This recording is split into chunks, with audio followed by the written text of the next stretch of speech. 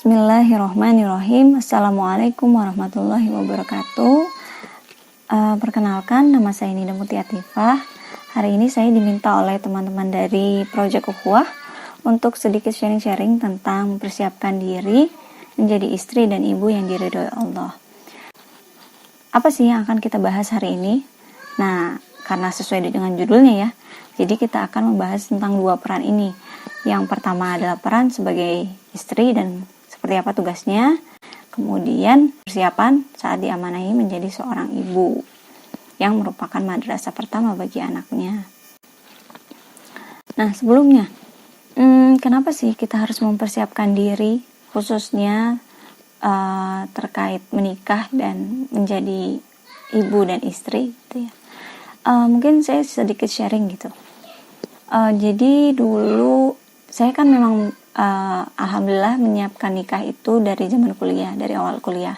Karena dulu saya target nikah di usia 25 tahun. Dari situ sejak awal kuliah saya baca-baca buku gitu ya, ikut sekolah pranikah juga. Nah, alhamdulillah qadarullah beres S1, kemudian di usia 23 tahun kalau nggak salah waktu itu, alhamdulillah menikah. Dulu mah pengennya nggak langsung punya anak gitu ya, pengen pacaran halal gitulah, ala-ala. Nah, tapi ternyata qadarullah sebulan kemudian pas ngecek ternyata positif hamil.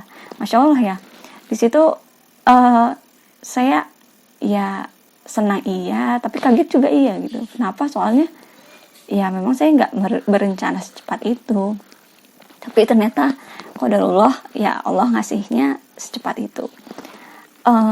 Jujur aja waktu itu agak kaget dan merasa ya Allah belum siap banget nih jadi ibu gitu. Tapi di sisi lain juga akhirnya berpikir kalau Allah sudah mengamanahkan, berarti menurut Allah aku mampu nih. Berarti aku harus tambahin aja bekal untuk menjadi ibu. Mungkin kalau dulu kayaknya saya bukan terlalu banyak ya, banyaknya mempersiapkan diri sebagai istri.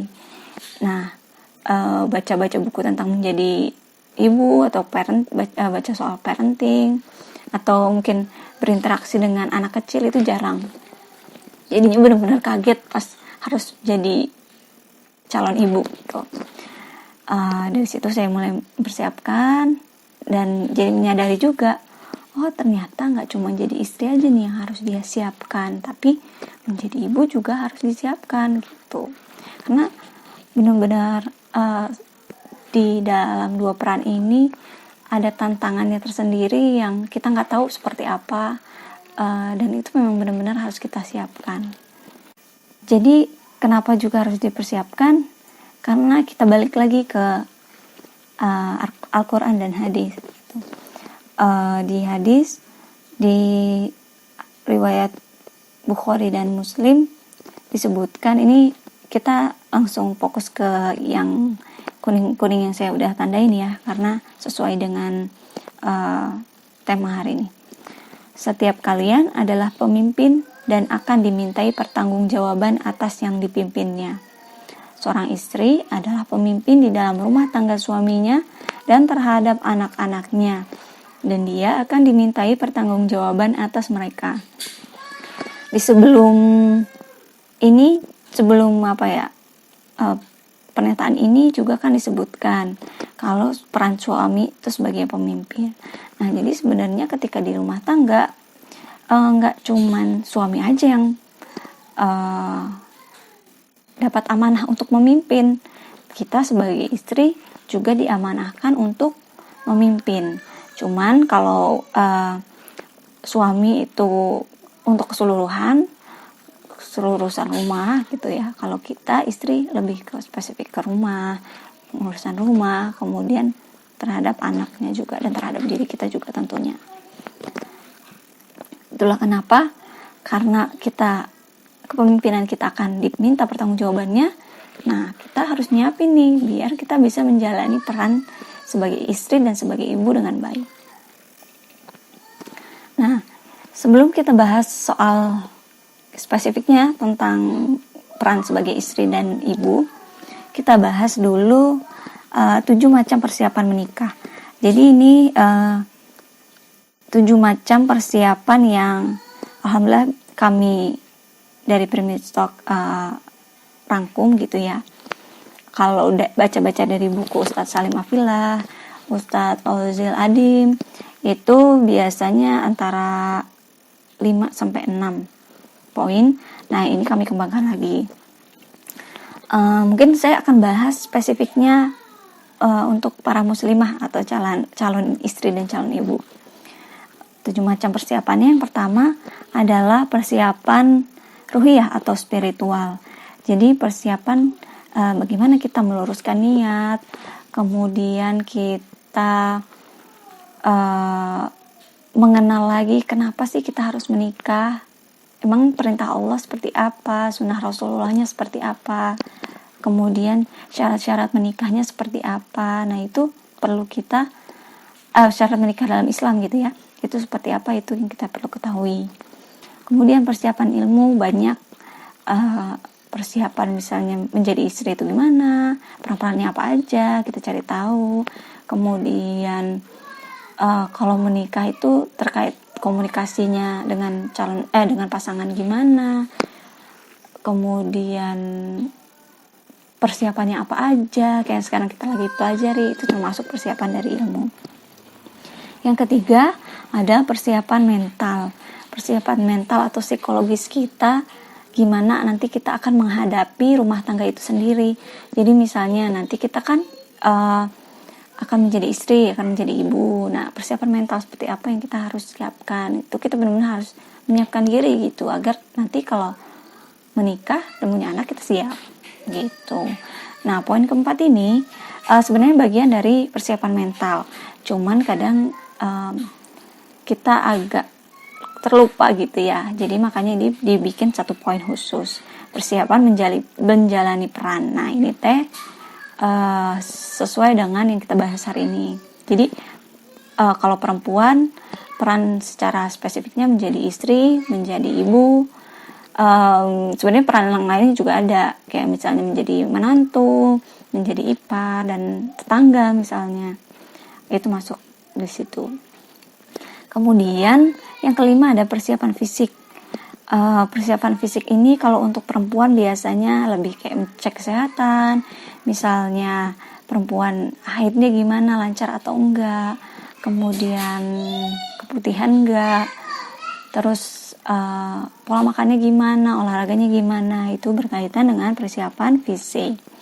Nah, yang keenam ada persiapan finansial. Kalau persiapan finansial untuk perempuan biasanya enggak terlalu seberat laki-laki, karena biasanya kalau laki-laki ada tuntutan untuk, dan memang tugasnya laki-laki salah satunya adalah menafkahi. Jadi dia harus menyiapkan diri menjadi pemimpin yang bisa menafkahi keluarga. Sedangkan kalau perempuan tidak wajib untuk menafkahi. Jadi kalau perempuan lebih ke, walaupun nggak menafkahi ya, kita latihan untuk memanage uang, memanage keuangan. Karena kan nanti suami yang menafkahi, kita yang biasanya memanage. Nah, kita belajar untuk memanage itu dari sekarang. Kemudian yang ketujuh adalah persiapan sosial. Persiapan sosial ini berkaitan dengan lingkungan kita. Karena kan ketika kita menikah tuh kita nggak mungkin ya di rumah aja. Kita akan berinteraksi dengan orang lain, berinteraksi dengan tetangga. Mungkin kita akan ngurus-ngurus surat kayak KTP atau kartu keluarga.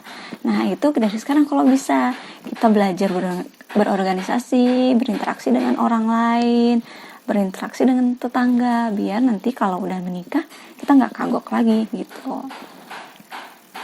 Itu 7 macam persiapan menikah. Nah, sekarang kita fokus ke persiapan peran sebagai istri dan sebagai ibu. Yang pertama kita akan membahas persiapan menjadi istri. Ini ada beberapa peran yang akan kita hadapi ketika menjadi istri. Sebenarnya ini tuh nggak cuma 4 poin ini aja ya, bisa ada yang lain gitu.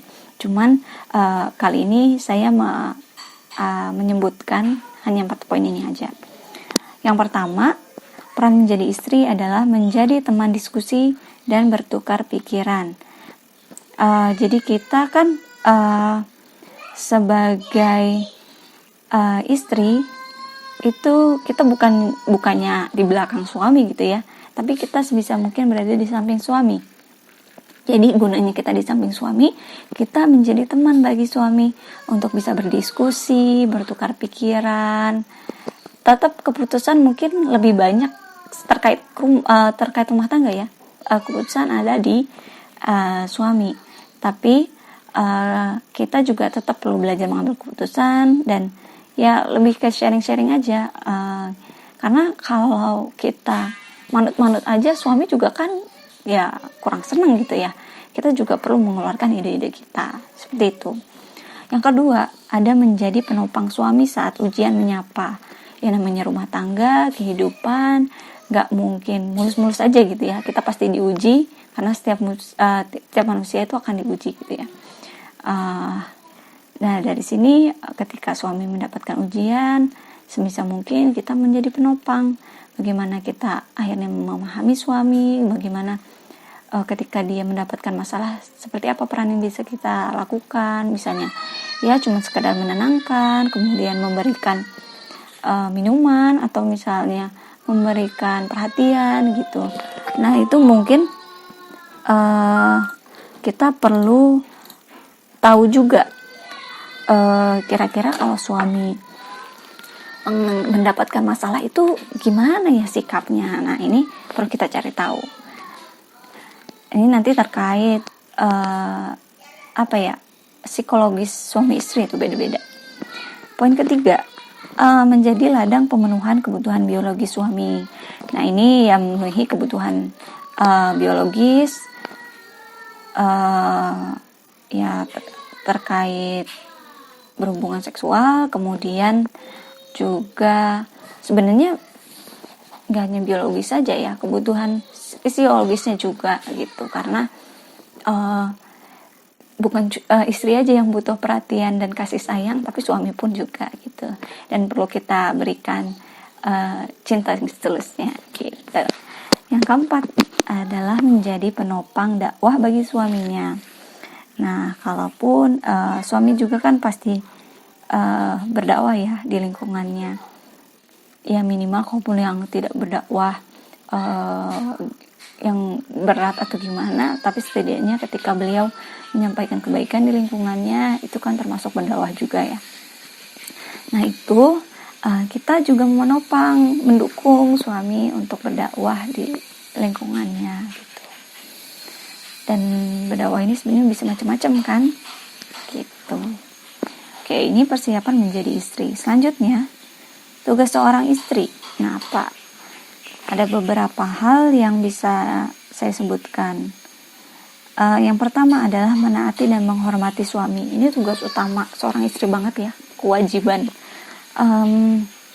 Jadi kita, karena Allah sudah mengamanahkan suami menjadi pemimpin kita dan bertanggung jawab atas diri kita akhirnya berkewajiban untuk menaati dan menghormati suami. Bagaimana kita menaati hal-hal yang sesuai dengan syariat gitu ya. Jadi yang ditaati hal-hal yang baik-baiknya. Kalau misalnya suami minta untuk melakukan hal buruk, ya jangan ditaati. Menghormati juga bagaimana kita ya bersikap baik kepada suami, menghormati dan enggak membangkang, berperilaku buruk, seperti itulah kurang lebih. Yang kedua, merawat rumah dan menjaga harta suami. Menjaga rumah kayak yang tadi ya, di hadis tadi kita merawat rumah. Mungkin tugas kita bukan seperti pembantu, bukan, tapi lebih ke kita suami udah mengikhtiarkan dan suami mungkin harus mencari nafkah di luar rumah. Nah kita membantu suami untuk merawat rumahnya suami, rumahnya kita bersama juga sih sebenarnya gitu. Kemudian juga menjaga harta suami, bagaimana kita harus memanage uang dengan baik. kita minta izin ketika ya walaupun suami memberikan kewenangan kita untuk belanja gitu, tapi kita menghormatinya dengan ngasih tahu gitu, kalau saya mau beli ini, izin dulu kayak gitu. Kemudian menjadi pakaian bagi suami. Pakaian itu kan identik dengan menutupi, kemudian memberikan rasa nyaman, memberikan kehangatan, seperti itulah kurang lebih. Nah, begitupun kita pun harus bersikap seperti itu. Kita melindungi aib-aib dan menutupi aib-aib suami dari orang lain gitu ya. Kemudian memberikan suami rasa nyaman, kehangatan dalam rumah, jangan marah-marah terus, ngegas-ngegas terus gitu ya. Dari situ suami akan merasa nyaman dan tenang ketika bersama kita. Jangan sampai ya jadi suami-suami takut istri, yang kitanya lebih galak dari suami, akhirnya suami bisa jadi merasa tidak nyaman berada di rumah. Kemudian menghargai dan menghormati ibunya. Kalau setelah nikah, seorang perempuan itu jadi dalam tanda kutip milik suami itu, karena memang tanggung jawabnya udah berpindah tangan. Kalau dulu berada di orang tua, di ayah lebih tepatnya, kalau setelah menikah di suami. Nah, sedangkan kalau suami, tetap suami itu milik ibunya. Jadi kita ketika ke mertua harus sopan. Jangan sampai kita bikin suami itu memilih antara ibu dan kita gitu sebagai istrinya. Jangan sampai begitu, karena kasihan banget. Karena sebenarnya suami itu tetap harus berbakti gitu kepada ibunya. Suami itu tetap milik ibunya. Jadi sebisa mungkin kita bersikap baik dan menghargai juga ibunya atau mertua kita sebagaimana kita menghormati suami kita. Kemudian memberikan perhatian dan perawatan terbaik, ya tadi udah dibahas, memberikan perhatian, juga merawat gitu agar suami senang dan nyaman ada di rumah. Kemudian menjaga kehormatan diri saat suami pergi. Nah, ini adab-adab juga ya. Nanti akan ada adab-adab ketika kita terhadap suami gitu. Salah satunya ya ketika suami pergi, kita menjaga kehormatan, menjaga rumah, nggak sembarangan untuk memasukkan orang yang asing ke dalam rumah kita, apalagi yang lawan jenis ya, karena takutnya terjadi fitnah. Begitu. Ini kurang lebih tugas seorang istri. Selanjutnya adalah peran seorang ibu. Ketika kita menjadi ibu kan gak ujuk-ujuk tiba-tiba punya anak gitu ya. Ada tahapan yang mungkin perlu kita lalui. Nah, awal-awal ketika kita sebelum punya anak tentu kita hamil dulu. Nah, ketika menjadi ibu hamil, ini kita ada peran khusus gitu. Selain menyiapkan diri menjadi ibu, kemudian bagaimana sih kita harus bersikap ketika menjadi ibu hamil, kemudian gimana ketika kita akan mendidik anak dari sejak masih berada di rahim. Nah, itu perlu kita persiapkan dan cari lagi lebih banyak ilmunya. Kemudian setelah anak lahir, kemudian kita akan menyusui anak. Menyusui, kemudian memberikan makanan. Seperti apa sih perintah Allah terkait menyusui ini, kemudian seperti apa pendidikan yang bisa kita lakukan sejak anak juga menyusui, kemudian nanti lanjut lagi ketika anak akan MPASI, apa menu pendamping ASI, seperti apa sih kita hal-hal yang perlu kita lakukan, itu nanti kita ada bahasan tersendiri ya. Kalau ibu menyusui itu harus gimana, menyusui yang baik itu seperti apa, itu ada satu bahasan sendiri. Nah, kemudian yang ketiga adalah peran sebagai pendidik.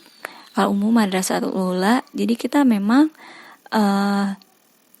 menjadi pendidik pertama bagi anak kita sendiri. Dari sejak di rahim, kita tuh bisa menjadi pendidik bagi anak kita. Dan setelah melahirkan, ditambahnya jadi kita lebih jelas lagi kita mendidik bagaimana dia harus belajar disiplin, nanti belajar interaksi, terus belajar nanti mengenal Allah, belajar terkait lingkungan sekitar dia, mengenal benda, mengenal hewan, dan lain-lain. Dan itu sebenarnya tugas kita sebagai ibu, dan ketika kita diamanahi oleh Allah untuk menjadi pendidik bagi anak, itu Masya Allah luar biasa banget pahalanya, dan benar-benar kayak amal jariah gitu. Ketika anak kelak menjadi baik di kemudian hari, itu kan jadi pahala tersendiri untuk kita. Selanjutnya ada menjadi peran sebagai koki terbaik. Kan kita mengurus rumah nih, kita membereskan rumah dan lain-lain, termasuk juga kita masak. Sebenarnya bukan yang kewajiban banget kita harus kudu wajib jago masak, itu ya enggak. Karena memang tidak harus seperti itu, karena kita bukan koki gitu. Tapi kita berusaha menjadi koki bagi keluarga. Bagaimana kita memasakkan makanan sehat, yang halal, yang thayyib, biar anak kita dan suami kita tumbuh dengan, kalau anak tumbuh dengan baik, dan suami pun mendapatkan asupan yang halal dan thayyib juga gitu. Dan sebenarnya meski nggak wajib gitu, ketika kita masak gitu, untuk keluarga itu jadi kayak ada kepuasan tersendiri gitu.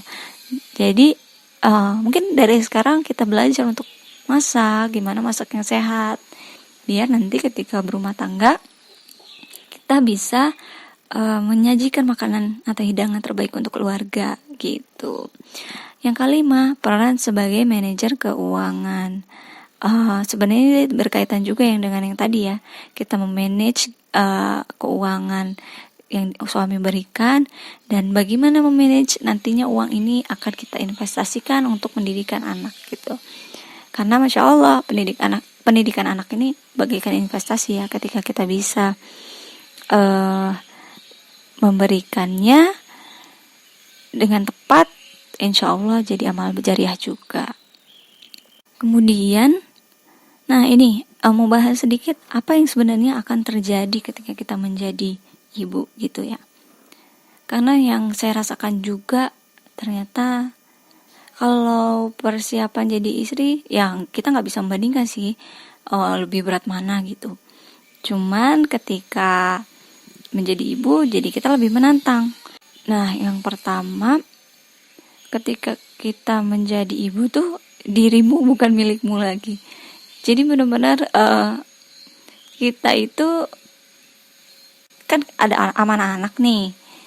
Anak itu apalagi masih bayi itu benar-benar dependen sama kita, atau bergantung sama kita. Jadi mau gak mau ya kita harus merelakan dan mengikhlaskan diri kita, istilahnya setengah dari diri kita dedikasikan untuk anak dan suami juga. Karena mereka sangat membutuhkan kita. So kita nggak, kalau masih gadis itu mungkin kita bisa ya 24 jam waktu untuk diri kita sendiri gitu ya. Ya untuk keluarga pun nggak akan terlalu banyak gitu mungkin. Tapi ketika kita sudah menjadi ibu, menjadi istri, itu tuh benar-benar kita 24 jam tuh dibagi. Kapan waktu untuk anak, kapan untuk suami, kapan juga waktu untuk diri kita sendiri. Jadi memang kita harus pintar-pintar membagi waktu dan peran kita sendiri. Jadi memang mungkin kita nggak akan jadi 100%, waktu kita nggak lagi 100% untuk diri kita gitu. Kita harus menyesuaikan dengan peran-peran yang terjadi. Tapi jangan takut gitu, karena meskipun peran kita terbagi, diri kita terbagi, insya Allah apa yang kita lakukan ketika kita ikhlas karena Allah, kita menjadi ibu, menjalankan peran sebagai ibu dengan baik, dengan maksimal, insya Allah itu akan berpahala. Sebagai istri pun juga begitu. Kemudian prioritas adalah keluarga. Nah, ketika menikah ya, kalau dulu prioritas kita mungkin diri kita sendiri kali ya, keluarga ayah ibu juga mungkin gak terlalu. Tapi ketika kita udah menikah dan punya anak, prioritas itu benar-benar keluarga itu nomor 1 gitu. Kemudian beribadah jadi lebih menantang ya. Jadi kalau masih single kita gampang ya amalan yaumiyah, melakukan amalan yaumiyahnya bebas gitu, bisa kapanpun. Nah, tapi kalau udah nikah dan punya anak kan, kita harus masak, nanti ngurus anak, gantiin popok, mandiin, dan lain-lain sebagainya. Itu kan lumayan ya mengambil waktu kita. Nah, itu juga sebenarnya jadi ibadahnya lebih menantang nih. Kalau biasanya kita Ramadan gini, dulu waktu masih gadis bisa dapat 2 juz gitu ya. Misalnya ketika sudah menikah dan punya anak, mungkin waktunya nggak akan selalu luasa seperti itu. Jadi mungkin bisa jadi kita tuh menurun gitu jadi 1 juz. Nah, tapi ya insya Allah akan Allah gantikan pahalanya dengan yang lain gitu. Dan kenapa saya sebutkan lebih menantang, karena ya mau nggak mau kita harus mengusahakan agar kita beribadah bisa tetap maksimal dan keluarga juga maksimal. Tapi kita perlu memahami juga seperti apa kondisi diri kita.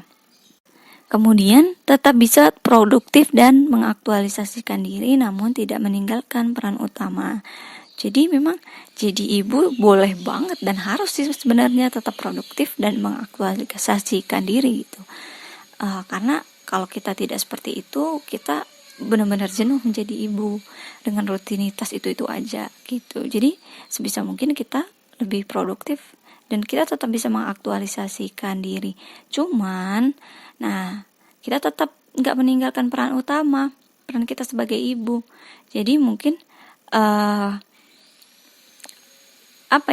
kegiatan kita yang pada saat kegiatan kita yang akhirnya menyesuaikan dengan peran kita gitu. Ketika udah menjadi ibu, mungkin kita nggak bisa sering-sering keluar rumah gitu ya. Akhirnya memilih untuk menjadi ibu rumah tangga, dan mungkin kalau passionnya untuk berjualan, bisa berjualan dari rumah kayak gitu. Kemudian banyak pahala yang dapat mengalir dalam setiap kegiatan. Benar-benar setiap hal yang kita lakukan ketika berumah tangga itu bisa mendapatkan pahala. Hal-hal kecil kayak ketika kita niatkan gitu ya karena Allah, kita beberes rumah, mandiin anak, kita gantiin popok dan lain-lain. Kalau kita misalnya kita ikhlas karena Allah, insya Allah itu akan pahala kita akan mengalir gitu. Nah, terakhir, kurang percaya diri karena tuntutan sosial. Nah, ini kadang apalagi di Indonesia ya, tuntutannya misalnya kita jadi ibu rumah tangga, nanti ada yang nyinyir, udah kuliah tinggi-tinggi tapi jadi ibu rumah tangga kan sayang gelar gitu. Atau enggak jadi ibu bekerja, kamu udah punya anak, kasihan banget anaknya ditinggal di rumah, kamu malah kerja senang-senang kayak gitu. Itu dia yang kadang bikin kita cukup pusing dan ngedown sendiri gitu. Tuntutan sosial ini yang mungkin bikin kita nggak nyaman menjalani peran. Nah, itulah kenapa sebenarnya terkait ini kita atasi dengan perjelas deh tujuan kita hidup seperti apa, tujuan kita menjadi ibu atau targetnya menjadi ibu itu seperti apa, kita ingin menjadi ibu yang seperti apa, menjadi istri yang seperti apa. Kita perjelas itu, dari situ kita bisa pasang standar sendiri. Jangan sampai kita pasang standar orang lain, karena kalau kita pasang standar orang lain dan tidak menyesuaikan dengan diri kita, ya kita nggak ketemu tuh kira-kira apa yang harus kita lakukan gitu. Jadi untuk mengatasi ini, kita usahakan untuk mengenal diri lagi, kemudian mengenal tujuan hidup, tujuan peran-peran kita, mengenal potensi diri. Dari situ kita kembangkan dan kita bereksplorasi gitu, menjadi pribadi seutuhnya meski kita sudah menjadi ibu dan istri. Oke, mungkin segitu yang bisa saya sampaikan. Mohon maaf jika ada kekurangan. Sekian, terima kasih. Wassalamualaikum warahmatullahi wabarakatuh.